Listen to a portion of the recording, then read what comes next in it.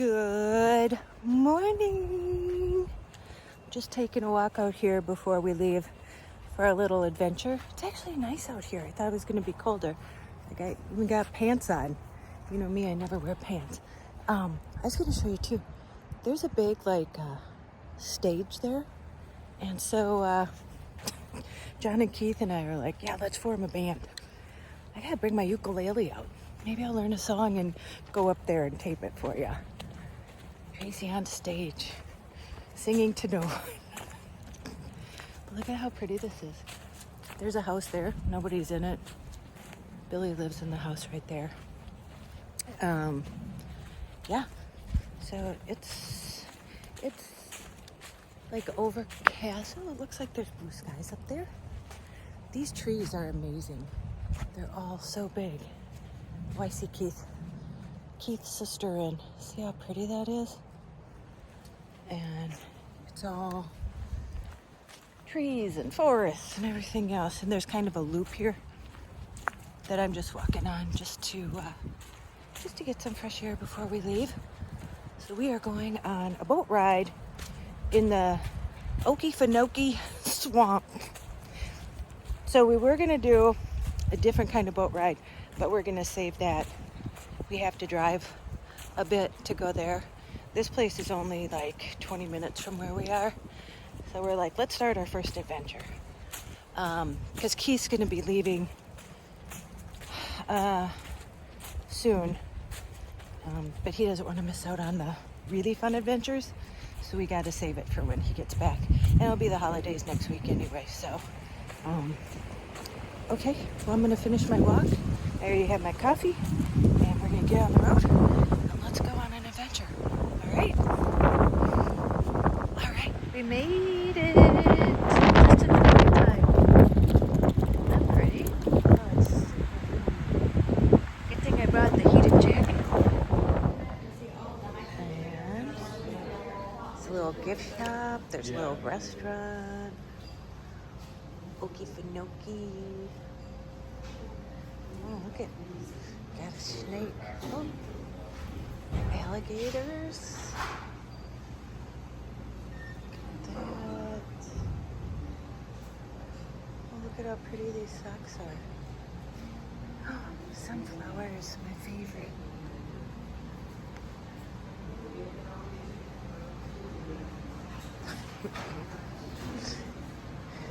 Swamped. Cute.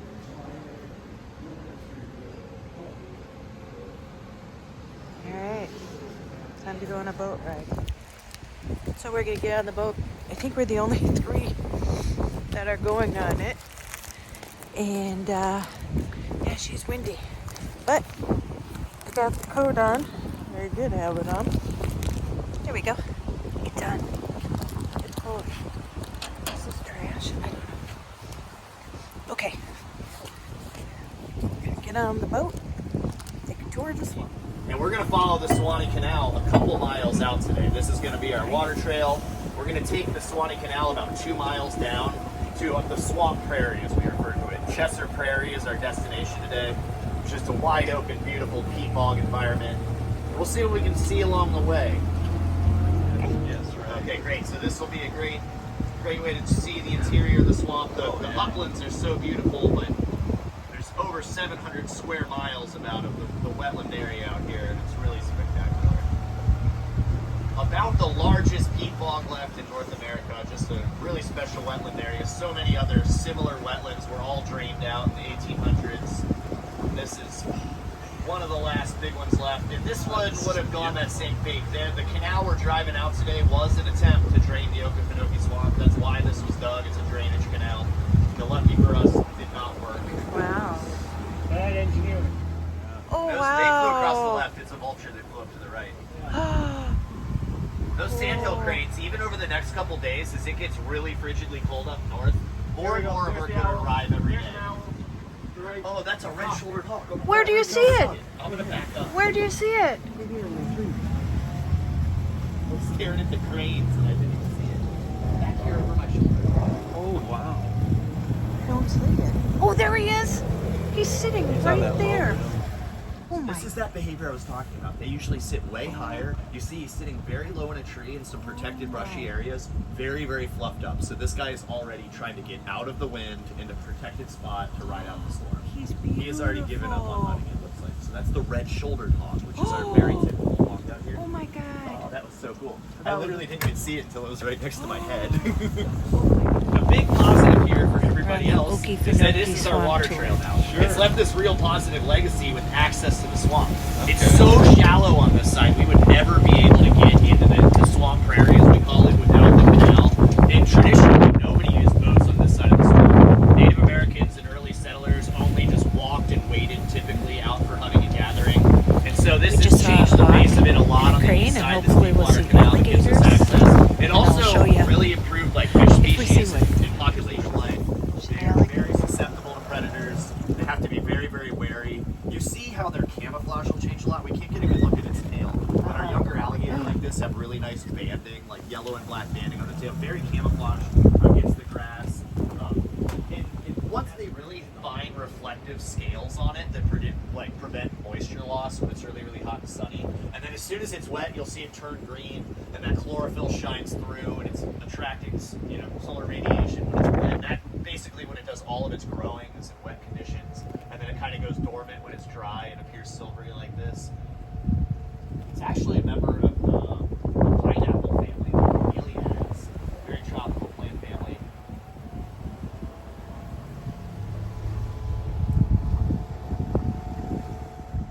Whoa. That's pretty. The sun feels nice. Yeah, it does.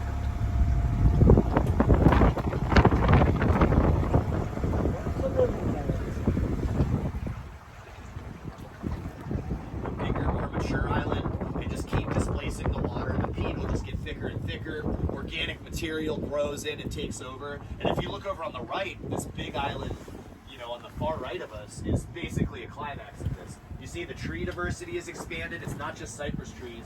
There's a lot of different tree species out there. And it's basically a dry land island. We can get out over there and walk around. But there's no sand or soil anywhere. All of these islands are made completely of just organic material. And that cycle literally will just keep going until it displaces this wetland prairie entirely.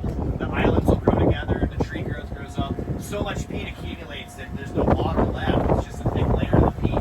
But the terminal end of that is the fire cycle. And this whole area, once there's enough fuel accumulation, once these islands have grown together, then it becomes very fire prone to a drought. And the shallower and shallower the water gets means it's more drought susceptible. So in very intense summer droughts, we'll get conditions out here that'll dry the prairie out completely. And what you see is flooded right now can get so dry we can walk across the bottom of the peat, even on the bottom of the swamp. How you guys doing?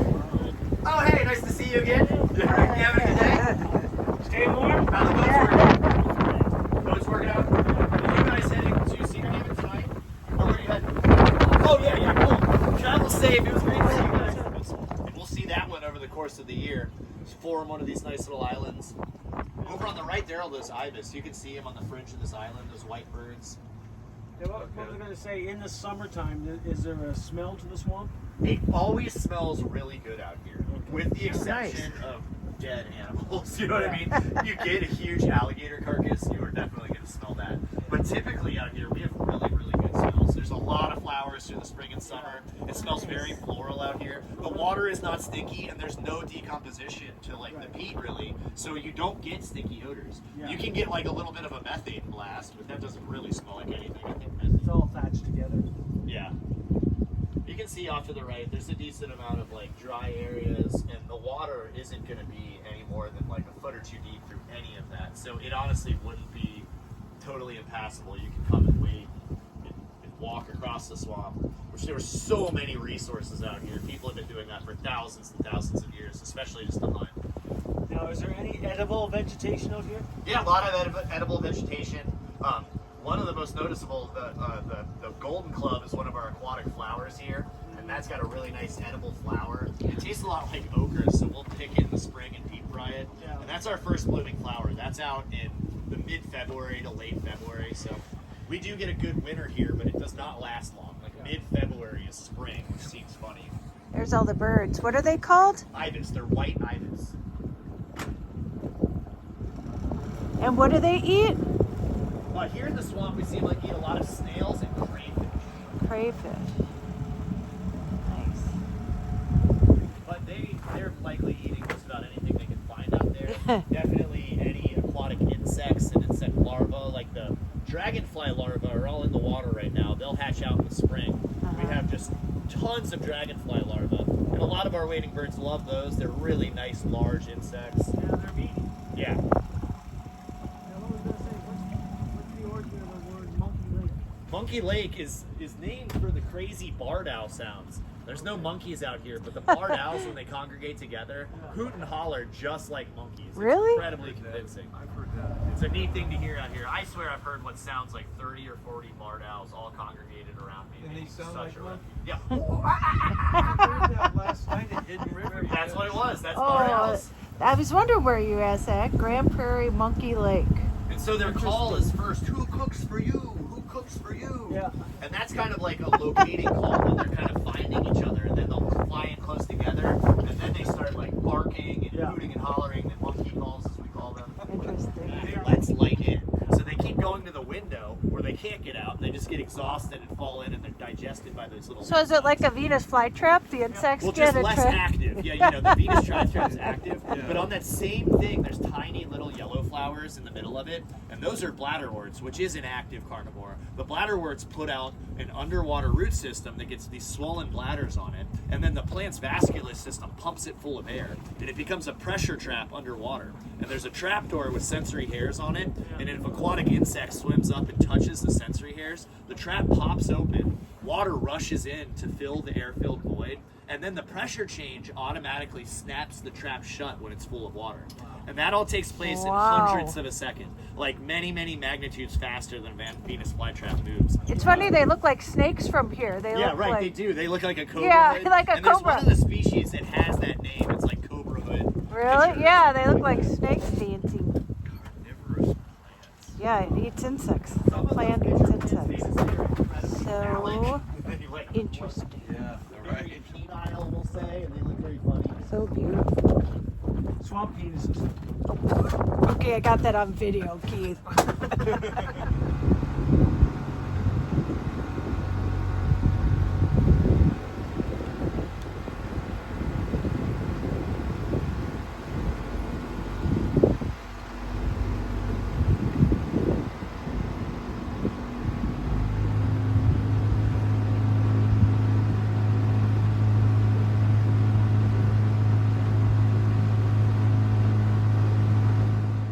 Good morning. Although it started, well, I'm going to say not so good because, I mean, look where I'm at. But look at this. So it's really cold here. And I went to turn on the van. I haven't started it since I've been here. And it wouldn't even turn over. And now...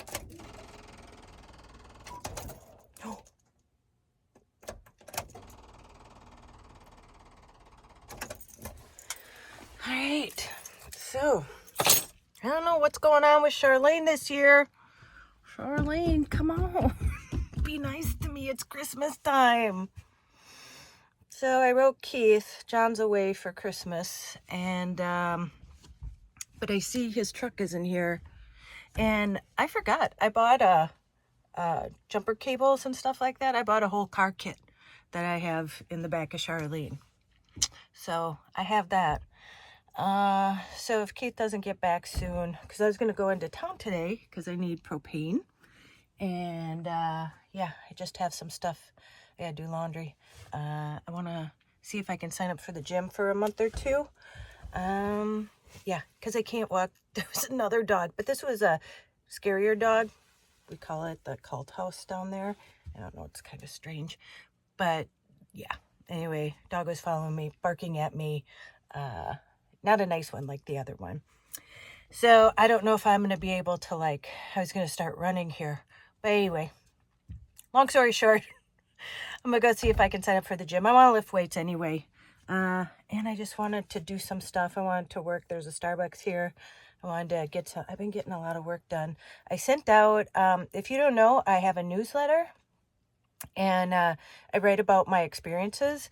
I used to do it every week, but I'm only going to do it like once a month now. Yeah, but you can sign up for it on my website, www.advanturesover50.com. And yeah, so this is the start to my Christmas Eve morning. So hopefully Keith will get back soon. I'm not sure where he is. It's pretty early. I texted him at like 7:15. He's an early bird, obviously. He's gone, so I don't know.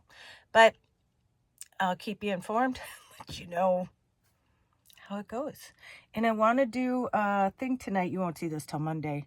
But I've been trying to figure out what was going on here first before I put out any time. So I'm going to put out a time today to do a live tonight. So, all right. Well, I'll check back in and let you know what's going on here. Hopefully Charlene will get started. Ooh, it's an adventure, right? Even in Nirvana. All right. You know, I bought this. I didn't have it. Did I have this last year? I may have. Oh. And it's got everything I need in there. Oh, that's this at Walmart for, I don't know, $30 or something like that. Always good to have. So I was worried about Keith because he wouldn't respond to my text, but I just went over there and he had just fallen asleep again. He's an early riser like I am, so I was worried about him. But he fell asleep. So, okay, we got this. He's getting up. He's going to have his coffee first, which I completely understand. And then let's get Charlene going. I got to go to town. Okay, let's get the day started. Keith and I at the laundromat watching our clothes dry. And I said, I wonder how old those crackers and chips are back. What are those cookies? Somebody said it's been here, what, 3 years? Or it hasn't worked in 3 years? It hasn't worked in 2 or 3 years. Yeah, we're doing laundry. So it's kind of like the zombie apocalypse. Yeah. People will be knocking that over if it's like the end of times to get those crackers. Okay, we're just watching our clothes dry. And this door keeps going open. And it's freezing in here. Merry Christmas. Merry New Year's. Merry Christmas Eve. That's what it is. I need to start drinking. It's 5 o'clock somewhere, right? Good morning. So I think it's about 2. And Merry Christmas. It's a beautiful day here, although it is cold. Just taking a walk. Let's see if any dogs are following me.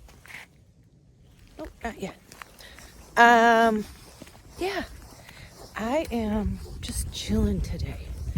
I slept in, made coffee, made eggs, and just kind of, and then I went for a little stroll and then went back in and laid down again. And, you know, the holiday day that you like to have, where you know everything's closed, so you really can't do anything. And hey, I started the van this morning and I tried to like drive it forward. It's plugged into the electrical, but it seems to be working now. So I'm not sure. We had put fuel injector cleaner, is that what it's called, in it? And I don't know, Keith thinks it might have to do with the cold.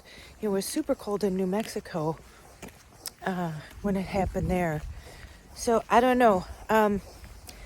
Keith said tomorrow I'm supposed to have the transmission looked at, and this guy sounds like he knows a lot. And that's about 30 miles away, and Keith said he would follow me. Because I'm like, well, I think I'm going to try it, because what else can I do? And so that's so nice of him. So he's going to follow me in his truck to make sure I get there safely. See, I'm surrounded by really great people. So nice. Look at, there's a bridge there, and it's closed. And it literally, if you cross this bridge, you're in Florida. We crossed it last time. That's where that cemetery was. I don't know if you remember when we went there. But I'm not going to cross it today. I'm going to go back and walk this way. Yeah. So that's my day. I did a live last night. That was really nice. Sorry I had a bad connection. I am gonna get, Keith has Starlink. And I'm gonna get a webcam, one that just sits on top of the computer. Because I know it's a bad picture. But anyway, I'll figure that out. I got a whole list of stuff. So I kind of feel like today's my day where I just get to, oh no, it's Tuesday, I'm bringing in the van. I keep thinking for some reason tomorrow's Monday. But, so like today's my last day of just chilling like a villain. And then I'm getting to it to do it. So I just wanted to wrap this up and say Merry Christmas. I hope y'all had a good one, whatever you were doing, whether you were alone or spending it with someone. Yeah. My arm's getting sore from holding the phone up. So I'm gonna let you go. You know what to do. Go out and make an adventure, no matter how big, how small. You could sell everything and move into a van. I did that, and look where you could be. It's funny, I was thinking that just as I was walking. I'm like, who would have thought I would be in Georgia for Christmas? Last year I was in Houston, spending it with my nephew and his wife and kids. So, never know what you're gonna end up in van life. Okay, go call someone you love. And as Joy says, tell them that you love them. And especially during the holidays here, reach out to people that you know may be a little lonely or down this season. And don't you dare forget your magic. Okay, you guys, I will see you in the next one. We have another adventure planned this week, so. All right, see you then. Bye.